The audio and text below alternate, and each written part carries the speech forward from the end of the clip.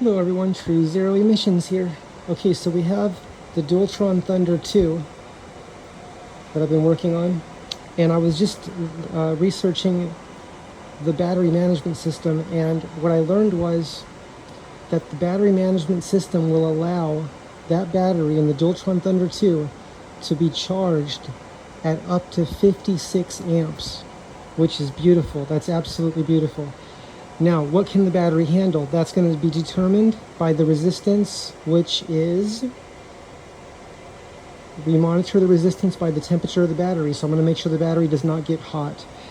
In fact, I don't want the battery getting warm, right? There's no need for the battery to get warm. So an indication of a really good battery is a battery that you can charge at a lot of power, and meaning amperage, a high amperage, without getting hot and without getting warm, right? Ideally. Now there's a separate approach, which is low resistance battery charging, but we're not going to talk about that right now because that's different, because that allows, I think, if I understand correctly, any battery to be fast charged, right? But you have to study gbatteries.com to learn about how you can do low resistance battery charging. I think they're using high voltage spikes, and my research and study indicate that high voltage spikes have current. Every spike has current in it. Current is delivered before the voltage. So that my research and study indicate that. So going back to this constant current, constant voltage charging system, which is the traditional charging system that we're using right now, this can take up to 56 amps. The battery management system in the Dualtron Thunder 2, up to 56 amps. Okay, my charger that I have, which I put extra fans on, I hope you can hear me right now. So I'm trying to see what the limits of the Wolf King GTR. Because I'm used to Dualtron. Dualtron has always been my favorite scooter. So I need the Wolf King GTR I need it to be competitive with where I'm coming from. I'm coming from Dualtron, getting into the Wolf line, the Cabo line of scooters, right? I love the Wolf King GT Pro, and I love the Wolf King GTR, but I need to know, how tough is that battery, or how good is the battery, right? How good is the battery management system? So the book, the user manual for the Wolf King GTR says I can use 2 5-amp chargers. That's great. That's still good, right? 2 5-amp chargers, that's 10 amps.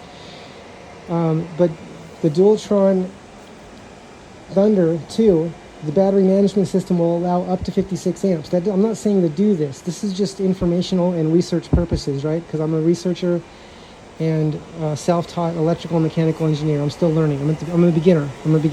Still in the beginning stages. And I'll probably always be a beginner, but I'm going to keep learning all that I can.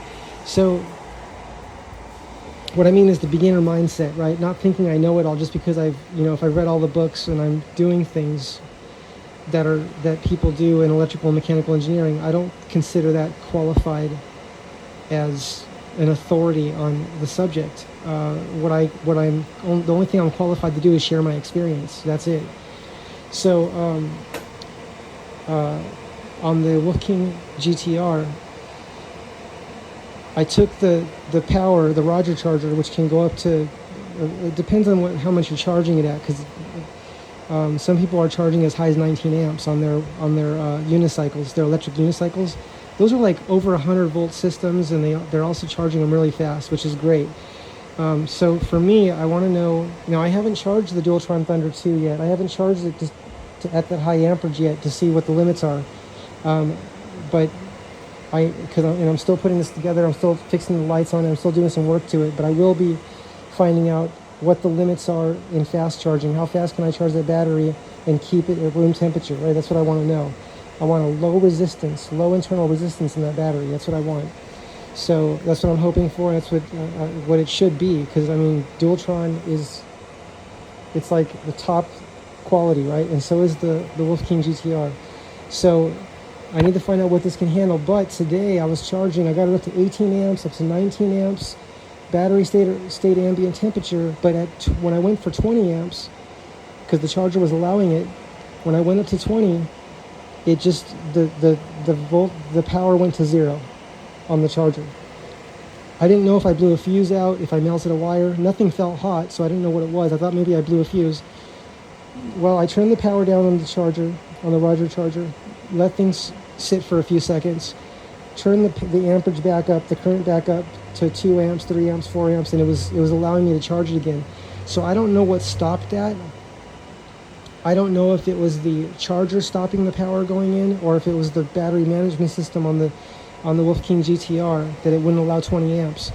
But one way I'll find out is knowing that the battery management system in this battery can handle, and the Dualtron Thunder 2 can handle 56 amps. The battery management system can handle that. Knowing that, when I ride the scooter again and charge it, the Dualtron Thunder 2, and charge the battery, I'm going to see how high it'll let me charge it. I'm going to try to go full power on the Roger charger. The similar charger to the Roger charger, but it's a little bit different, and it might be more user-friendly for people that are just starting out, because it sets the current. I mean, it won't let you overcharge on the current. I think it reads the internal resistance of the battery is the Roger charger. So sorry, not the Roger charger. The Roger charger is manual. You set the current and the voltage manually. It's the Alien Rides hypercharger. So you can go to Alien Rides website, and he has a YouTube channel as well. And and Alien Rides has a charger on there called a hypercharger. It's the same size as the Roger charger. It looks similar to it, but from what I read when I was reading about it, it said that it will not allow the battery to be overcharged too much current. It'll set the current. It'll limit the current to what the battery can handle. And it must be based on resistance, right? The internal resistance of the battery. Now, Roger's charger apparently lets you put as much current as you want, and the battery could overheat if you're not careful. So that's very important to not let that happen. That's why this charger might be considered what's more of an advanced user charger, right? But if you're comfortable learning things, you like learning technical things, and you want to set that current yourself, you can do that. You can set the voltage and the current yourself. Okay, so on the Wolf King GTR. Let's go ahead and see what it'll do. So right now, let me turn off this camera system. The camera system's getting sent back because it keeps turning off. This is the Wolfbox camera system. I'm going to send that back because, sadly, it just kept turning off and turning off. I don't know why it's turning off. It just may not be made to be able to handle the vibration of being on a scooter. I don't know. But,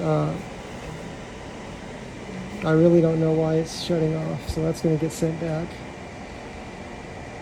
Okay, that's turned off. So, okay, so getting to the charger, let's see. What was I going to do here?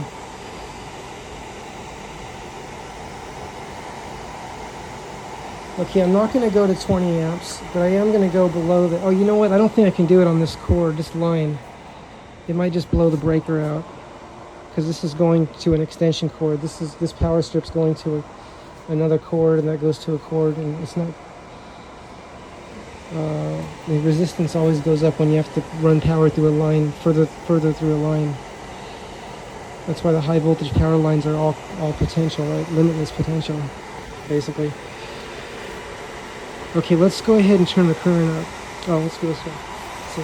So I have these two. So I did notice when I was charging earlier at 15 amps and 16 amps, charging the Wolf King GTR, I noticed that this charger would get really, really hot. I have to find out what the limits are on that charger because I don't want to overheat it. Let's go ahead and turn the current out.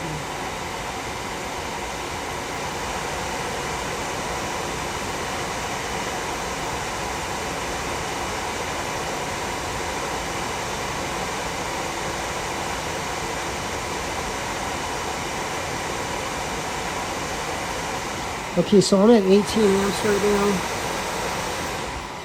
and it's allowing me to go to 18 amps with the Wolf King GTR. I'm not recommending you do that. I'm just doing it because I'm an experimenter. I like to see what the limits are. I'm going to watch the temperature very closely, and I'm going to watch all the lines, make sure nothing gets hot here, right? None of this should get hot, and it should not get warm. The charger naturally is going to get hot because from what I've read, the energy is flowing into the charger from the environment, right? The 0-point field. That's where the electrons are coming from the Dirac holes, if I understand correctly. That goes for free energy devices and current circuits as well. It's not just free energy devices. All energy is coming from the 0-point field. Everything's being shaken loose from the vacuum. It's just that our circuits short-circuit everything versus in a very inefficient way, right? Less is more. Remember less is more? See all these coils here in this motor? If I want to use that as a generator, I could take all that out and just have one coil and one magnet, and pass that magnet like that once every time it turns, every revolution, and that pulse will shake electrons loose from the Dirac holes and in space, read particle physics. And that would actually be more efficient charging, less resistance than charging with continuous coils and continuous magnets. You can just look at John Bedini's work on that. This is all theoretical, thought experiments. These are thought experiments. So let's see what we're doing right now. We're still at 18 amps. Yeah, still at 18 amps, 75 volts. So 18 amps might be my limit. That might be the most I do with this charge, with this scooter. And it's staying cool with these fans on it like that. So I'm happy with that. So 18 amps, that's it. Yeah, there's a scooter called there's a little electric bike. I think it's called the Rumble Motors. Like rumble. It's the sound it makes, right? Rumble. They have a battery that can be charged at 80 amps. It's I cannot think of the name of the technology at the moment. Graphene. I think the battery's graphene technology. That can take an 80 amp charge. Very low resistance, right? Yeah, so I'm interested in that technology as well. But remember, we can charge any, there's so many different, there's many approaches to fast charging, but it's always good to have a good battery. We want that no matter what, right? To me, I want a good battery, low resistance, low internal resistance battery that can take a charge really fast, has great capacity, and that's important to me. Okay, so I just wanted to share that experience with you, that I'm charging this battery at 18 amps, and I wanted to mention that the Dualtron Thunder 2 can take up to 56 amps. The battery management system, the BMS that's built into the battery, can take 56 amps. This Dualtron Thunder 2 can be charged at 56 amps. Can you believe that? I love that. I've always loved fast charging. And contrary to unpopular belief on the internet about fast charging harming batteries, I've always fast charged my lithium batteries, and I've always fast charged all of my batteries all my life. I've always been interested in fast charging. And I remember I used to have Energizer nickel metal hydride batteries that were fast charge. It was a fast charge battery system, and it had a lifetime guarantee. And those things, I never had to turn them in to Energizer because they never went bad. My Energizers just kept on going. They had a light. They never went bad, and that was fast charging them. Yeah, that's nickel metal hydride, but lithium. My understanding, my research and study indicate that all chemistry batteries can have an infinite lifespan when you use the less is more approach, right? Less is more, the low resistance charging approach. Which is what this is doing. This charger, I think, is doing that. This is a trickle charger. These are available on Renaissance Charge, or R-Charge, on rcharge.com, I think it is. Rick Friedrich's channel, Rick Friedrich's website. But this is a low resistance approach to charging batteries. And that's how I'm recharging these. And those two batteries in series are what power the lights, the Chinese LED lights that go around the scooter. And everybody loves those, and they say they're very, very bright, which is good. Okay, everyone, wrapping this video up. So I don't know what the BMS on this can handle for maximum power charging, but today I'm charging at we're charging the Wolf King GTR at 18 amps, and even if it did shorten the life of the battery, I still choose fast charging. But people at the highest levels. Yeah, that blew my circuit. That blew the breaker. I heard it click. That's because this is plugged into a extension cord that goes through around the whole place. So but it's not the scooter it wasn't too much for the scooter. It was just too much for my extension cord, I guess. So I'm gonna turn that down. That was at 18 amps though. But what I was saying was that there it goes. It was that one. There it goes. Yeah, it was that one. See, it's on again. I'll just have to charge it at a lower power. I'll just do it like at 10 amps or something like that, 10 amps.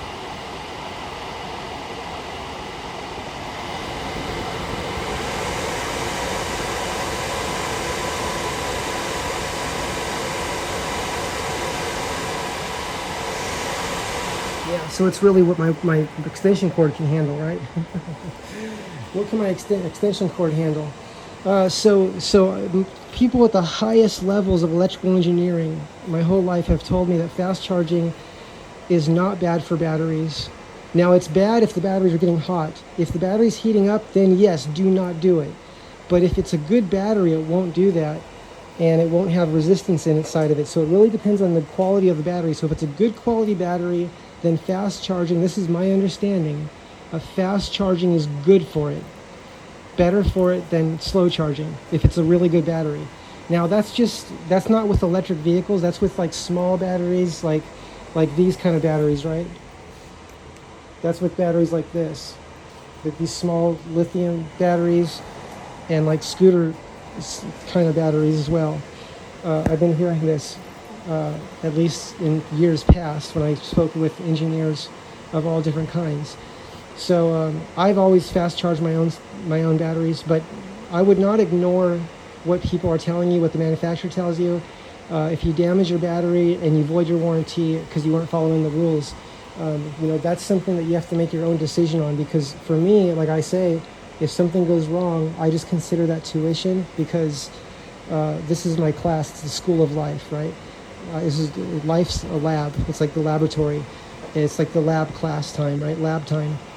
And I get to learn things. Okay, everyone, True Zero Emission signing off. Have a great day. See you next time.